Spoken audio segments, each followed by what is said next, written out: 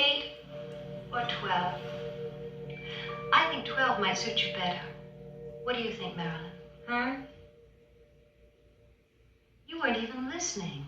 I'm sorry, Mother. I don't understand. There's something off about Kris Jenner's face lately. It's smooth, impeccable, almost like it's been laminated. Not in the exaggerated, overfilled way we associate with bad plastic surgery, but in a way that's uncannily perfect. And that's the issue. As a 70-year-old matriarch of one of the most influential families in pop culture, Kris Jenner isn't just defying age, she's rewriting it. Pixel by pixel, syringe by syringe. But this isn't just about one woman's face. Kris Jenner's lifted look is a mirror to our collective discomfort with aging, especially for women, and a symptom of a much larger cultural shift.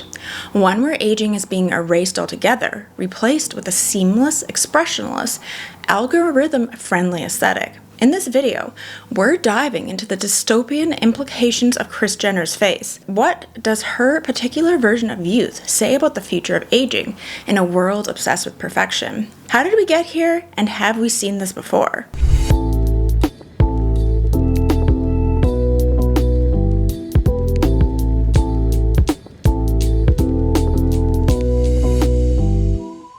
Now, a word from our sponsor. This video is sponsored by Craftsy, an incredible online community made for curious, creative people like us who never want to stop learning. Craftsy is truly a haven for makers, dreamers, and imaginative doers, and I'm so excited to share it with you. Whether you're into knitting, painting, sewing, cake decorating, or just dipping your toes into something new, Craftsy offers over 2,000 inspiring, easy-to-follow classes in the most beloved creative categories. From baking and crochet to photography and journaling, there's something for every kind of artist, beginner or expert. Since joining Craftsy, I've taken painting classes that completely reignited my love for watercolor, and I've even tried my hand at cake decorating, which, let me tell you, is way harder than it looks, but it's also very rewarding. Next, I'm eyeing their vintage embroidery and journaling classes to bring more analog beauty back into my daily routine. The classes are taught by warm, award-winning instructors who truly guide you step by step. They share their best professional tips and make everything feel totally doable. Plus, you also get downloadable resources, so you can craft along at your own pace. What makes Craftsy feels so special is the community. You can connect with other makers, ask questions, share your ideas, and stay inspired. It's not just about taking a class, it's about becoming part of a creative circle that supports your growth. And there's always something new. Craftsy is constantly adding fresh tutorials and live streaming events with their expert instructors, so you'll always have a new skill to explore and master. Now here's the best part. The first 1,000 of my subscribers who click the link in the video description will get a full year of Craftsy premium membership for only $1.49. That's right, unlimited access to thousands of classes, projects, and recipes for less than the price of your favorite coffee. And just a reminder, this offer is valid for the new members only, so don't wait to join today. Experience the joy of creating something truly one of a kind with your own two hands. Click the link below to join Craftsy and start your creative journey today. Alright, let's jump right back into the main video. Chapter 1, the face that launched 1,000 fillers. Kris Jenner's transformation over the past 2 decades is a masterclass in what we might call strategic aging. It wasn't dramatic or headline grabbing like some of her celebrity contemporaries. Instead, it was slow, methodical, almost architectural. From her early appearances on Keeping Up with the Kardashians in the late 2000s to her sleek, frozen cameos on Hulu's The Kardashians Today, Kris's face has quietly evolved into something that doesn't quite fit into the usual before and after format.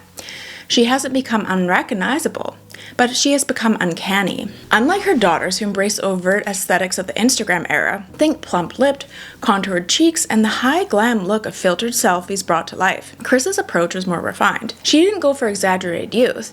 Instead, she opted for the executive facelift, a cosmetic procedure that's become increasingly popular among older women in positions of power. This type of facelift is clearly calculated. The cheeks are lifted, but not too high. The jawline is smooth, but not unnaturally sharp. The brows are arched, but still subtle. The overall effect is less about looking young and more about looking ageless, as if time simply paused sometime around 2005 and never resumed. This is the face we see now in her recent on-screen appearances. Her features are still recognizable, but her expressions feel dulled, as though they've been buffered by an invisible layer of wax. Her forehead remains impossibly smooth, even during emotionally charged conversations. Her mouth moves, but her cheeks don't quite follow. Fans have commented that she sometimes resembles a wax figure, immaculate, elegant, and strangely devoid of the micro-expressions that make someone appear fully alive. But Kris is hardly alone.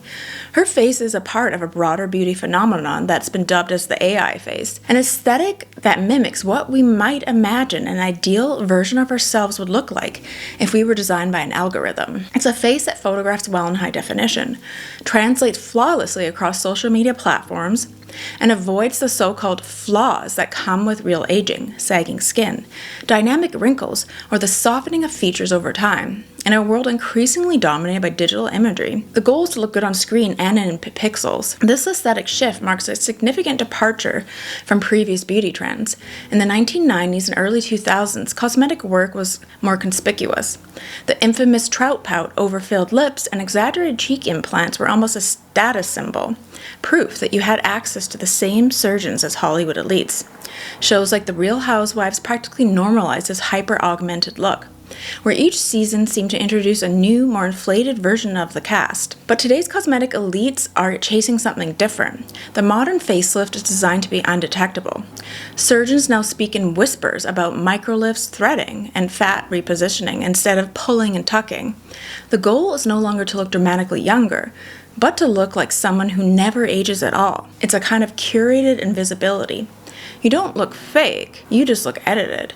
A prominent Beverly Hills plastic surgeon recently coined the term executive face to describe this new standard.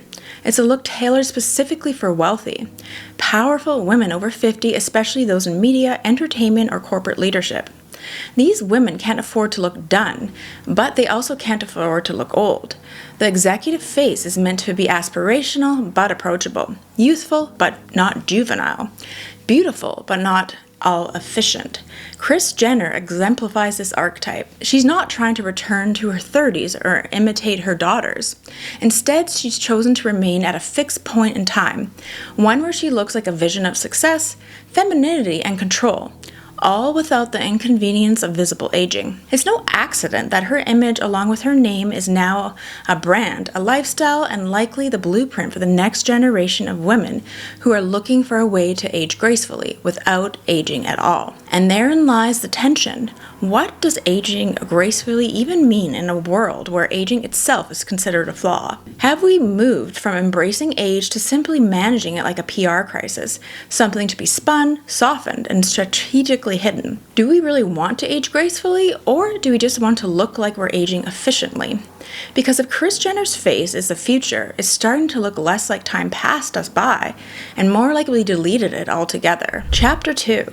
The history of the eternal youth obsession. The obsession with staying young isn't a modern phenomenon. It's ancient. It's primal.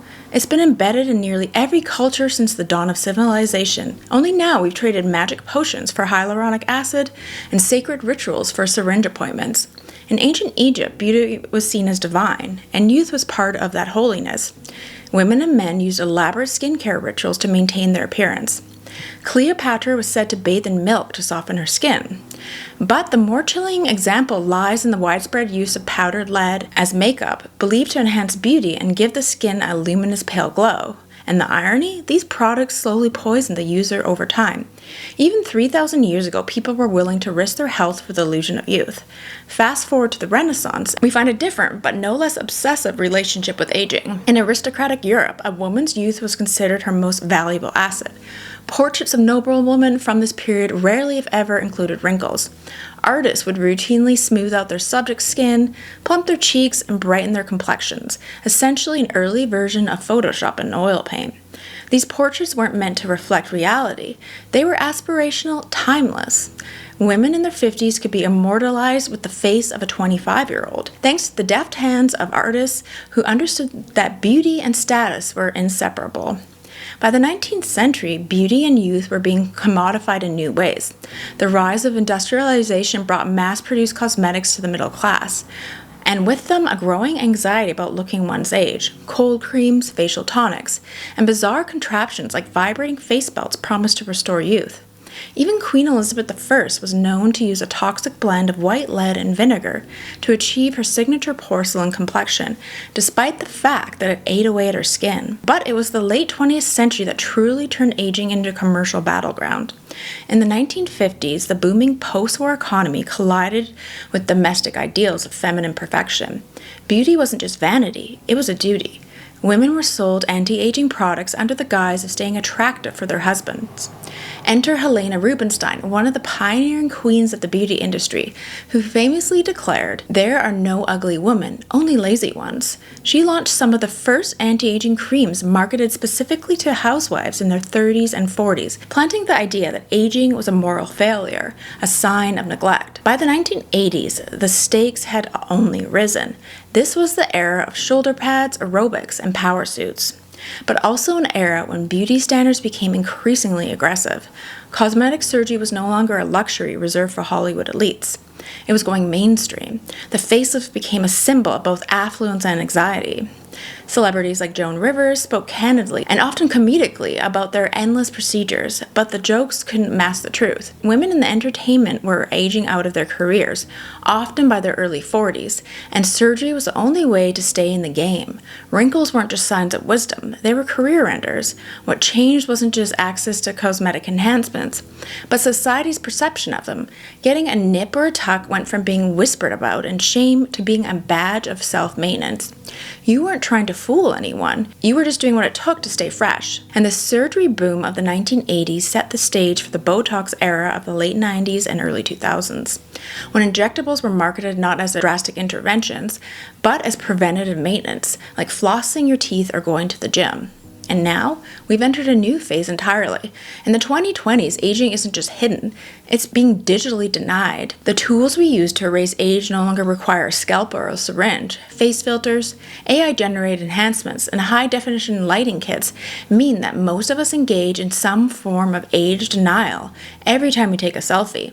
You can swipe a wrinkle away in real time. The tools, once available only to the rich and famous, are now embedded in our apps, quietly reshaping the way we see ourselves and others. And what makes this era so different isn't that we want to stay young. That's all been true. What's changed is that now we have the ability to stimulate youth on command, to project it endlessly into the digital world, even as our bodies continue to age offline.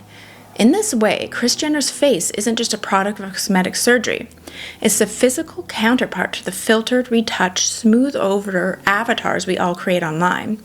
Her unchanging appearance mirrors a cultural fantasy, the idea that if we tweak enough, buy enough, and optimize ourselves constantly, we can somehow outrun time altogether. But the question remains, if every generation has tried to delay aging, are we truly any different today? Or just more digital, more automated, more algorithmically obsessed? And maybe the more uncomfortable question is this: if we've made aging invisible, what else are we erasing along with it? And I just feel like it's going to be a class divide now, because I think her facelift was like $350,000 or something. So the rich are going to be like uncanny looking, like avatars, and anyone else is just going to be all wrinkled up. It's Chapter 3, Silicon Valley's and Botox Alley, where tech meets aging. We often think of aging as a natural biological process, but increasingly it's being treated like a technical problem, something with a workaround, a patch, an upgrade. And in the 2020s, that means aging isn't just a concern for dermatologists and cosmetic surgeons. It's become a full-blown obsession in the tech world. Kris Jenner's face in this context is more than a personal aesthetic choice. It's a kind of human beta test. Her appearance represents the merging of two powerful forces, beauty capitalism and Silicon Valley futurism. Together, they're forming a new frontier in anti-aging culture, one that isn't content with making the signs of age. It wants to eliminate them entirely, not just from the body, but from the algorithm. In 2023, biotech companies like Alto Labs and Calico Labs, funded by Jeff Bezos and Google, respectively, were pouring billions into life extension research. Their goal isn't just to add years to your life, but to slow down or even reverse the aging process itself. They're hiring molecular biologists and geneticists to decode the secrets of cellular aging, with the dream of one day offering treatments that rejuvenate the body from the inside out. It sounds like science fiction, but So did Botox at one time. Now it's sold at pop-up kiosks and strip malls. Meanwhile, on the beauty tech front, a quiet revolution is happening. Startups are developing AI dermatology tools that use machine learning to assess skin damage and prescribe personalized treatments. Others are creating DNA-based skincare, where your genetic code determines your moisturizer.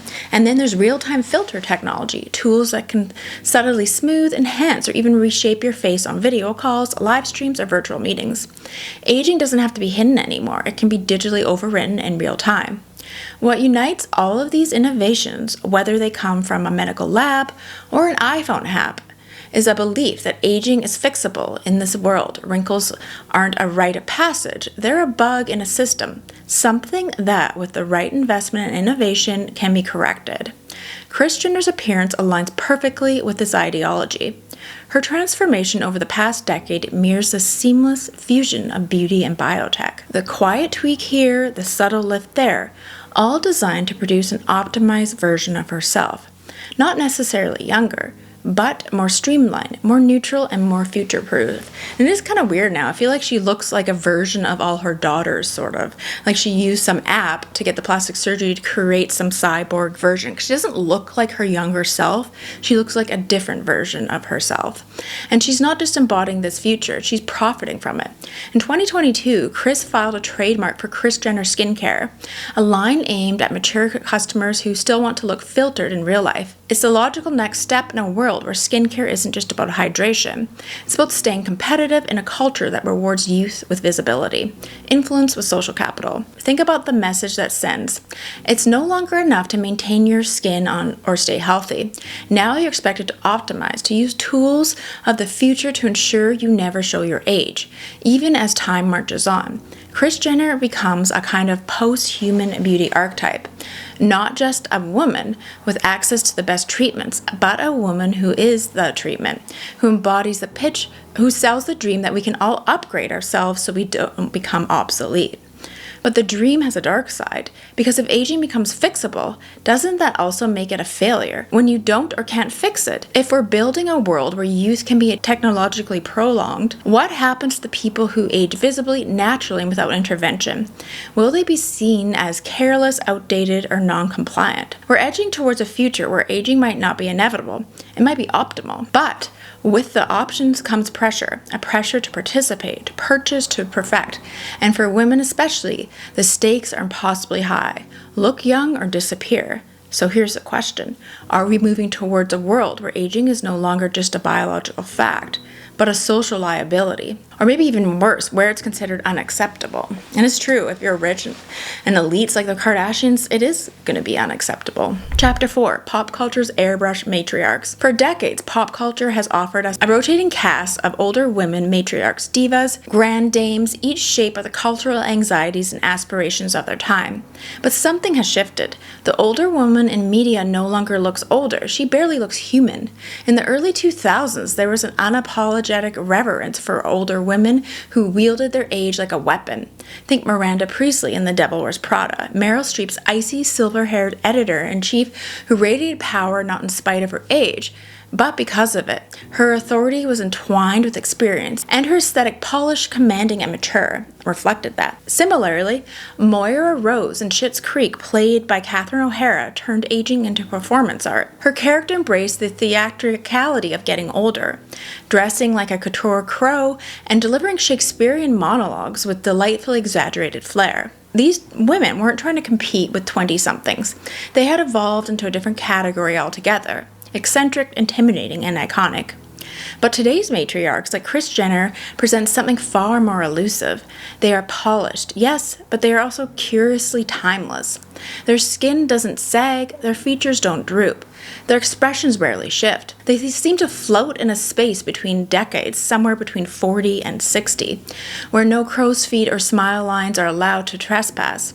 The visual result is hypnotic, aspirational, and vaguely robotic. It's hard not to draw a parallel to the Stepford Wives, the haunting 1975 satire where suburban women were replaced by perfectly coiffed, emotionless androids.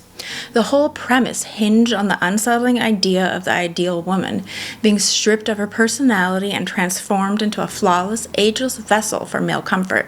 Today, our updated version of that ideal doesn't need a sci-fi plot. It's happening in plain sight, sold as empowerment, filtered through celebrity, and lit with ring lights. Agelessness has become the new feminine virtue. And with that comes a deep cultural shift in how we perceive aging on screen. It's not just older women are expected to look younger, it's that they are expected to look the same, unchanging, frozen. Even actresses in their 50s and 60s, like Nicole Kidman in Nine Perfect Strangers, or Catherine Zeta-Jones in Wednesday, show up on screen with faces so smooth and immobile, it's hard to tell what their characters are feeling. Their performances are technically flawless, but emotionally dampened. It's as if the fear of showing age has begun to interfere with the very thing actors are meant to do, express themselves. This trend extends beyond just looks. It influences casting, lighting, makeup, and even plot lines. Age-appropriate roles are disappearing, replaced by a kind of sanitized femininity, where women are either youthful love interests or ageless authority figures, with little space in between. Where are the laugh lines, the great roots, the sagging jowls that once gave characters a rich sense of realism? And most troubling, audiences have grown accustomed to this visual erasure. We expect our female leads, especially the ones over 40, to look filtered, even in period dramas or gritty thrillers. When someone like Andie MacDowell dares to appear on screen with visible wrinkles and gray hair, it's treated as a radical act, rather than a normal progression of life. The standards have shifted so thoroughly that natural aging now looks jarring to us, and even disruptive. What that tells us is that aging has not become invisible in entertainment, it has become undesirable, unmarketable, and for women, especially, that erasure isn't just aesthetic, it's existential. If you're not visually aligned with the Airbrush fantasy, do you still get to take up space in the cultural imagination? Kris Jenner's glossy, unchanging face becomes a kind of mascot for this era of pop culture, a reminder that beauty is no longer about evolution, but stasis. Her brand is built on looking the same year after year, as though time itself has been locked out of frame. And while this may feel empowering in some ways, it also narrows the spectrum of what beauty and age can look like. So here's the question. If we can't see aging on screen, if our media keeps flattening the female face into a polished mirror, will we ever be okay with seeing it in real life? Or are we training ourselves to expect women to look perfect until the day they vanish? Because invisibility doesn't always start when people stop casting you. Sometimes it begins the moment your face starts moving again. Chapter 5. What the future of aging might really look like. So where does this all lead? If the present is any indication, the future of aging isn't just about looking younger, it's about erasing the process altogether. We're rapidly moving toward a world where aging is seen not as a biological inevitability, but as a personal failure, something that happens only if you let it. Imagine this, a future where preventative facelifts are the standard before age 30, scheduled somewhere between your Invisalign and your Botox sprinkle, where the annual facial scans powered by AI generate reports not unlike dental x-rays, suggesting micro-adjustments for optimal facial symmetry and collagen retention. You wouldn't just get a facial, you'll get a full system update with injectable recommendations tailored to your biometric profile. Every photo you take is automatically filtered, not through a beauty app you choose, but through a default setting embodied in your phone's operating system. And when you're on a Zoom call, your camera not only smooths your skin, it auto-corrects the droop in your smile and tightens your jawline based on your age bracket, ensuring you appear as your best self always. Sound dystopian? It's already happening, just in small, less obvious ways. Teens are bringing Facetune selfies to cosmetic dermatologists, asking to be molded into the versions of themselves that only exist online. Injectables are now available in strip malls and on-demand med spas, often marketed like beauty products rather than medical procedures. Tweakments, a term coined to normalize subtle cosmetic interventions, are being sold as self-care, as casually as a manicure or massage. The culture no longer celebrates graceful aging. It celebrates the illusion that aging isn't happening at all, and public figures like Kris Jenner become the visual proof that with enough maintenance, money, and medical intervention, you can keep aging at bay indefinitely. Her face, static, polished, immaculate, isn't just admired, it's considered aspirational, not because it reflects the passage of time, but because it defies it. We are entering an era where aging will be perceived as a glitch, something to fix, like a software bug, a slow Wi-Fi connection, a cracked phone screen. Wrinkles are no longer badges of life experience, they're bugs in your interface. Laugh lines are seen as failure of discipline. Gray hair, a maintenance issue. Aging becomes framed the way we talk about skipping our leg day or falling off our skincare routine, not tragic, just lazy. And the implications of this mindset are chilling. If the cultural elite set a new normal where 68 looks like 45 and 45 looks like 28, what happens to the rest of us? What happens to women who age naturally, by choice or by necessity? Do they become socially obsolete, aesthetically irrelevant? With natural faces soon read to us the way VHS tapes do to the Gen Z, grainy, outdated, and vaguely uncomfortable. Will aging itself become the final taboo? The one thing you're no longer allowed to do in public. We've seen society gradually sanitize all signs of the body hair, body odor, menstruation. Is this the next phase of sanitization? Simply time. Because if youth becomes permanent and age becomes avoidable, then growing older starts to look like a failure, not just personally, but socially, as if you didn't try hard enough, as if you missed the memo or failed to update your face. But aging, when left untouched, is one of the most natural human things we do. It's a visible record of every laugh, heartbreak, and experience we've lived through.